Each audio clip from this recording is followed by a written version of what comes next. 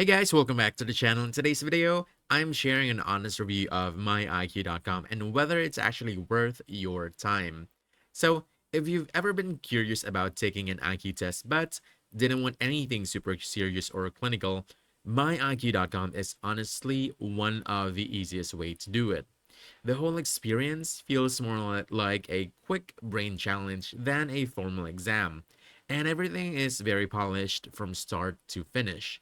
The test itself is made up of 25 questions and takes about 10 to 15 minutes to complete.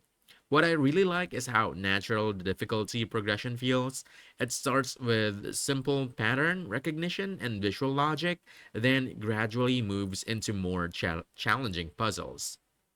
And if you're not suddenly thrown into impossible questions, so you actually stay focused and engaged the whole time. One interesting thing is that you don't register right away. You take the test first, and only after finishing does MyIQ ask you to create an account. Surprisingly, this makes the experience better because there's no pressure up front. You just jump straight into the test. Once you sign up, you get access to a dashboard that's honestly the highlight of the platform. Instead of just having or giving you one IQ number, it breaks your results down into areas like reasoning, visual logic, memory, processing speed, and spatial awareness.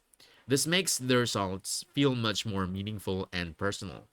The dashboard layout is actually clean, easy to understand, and visually well designed.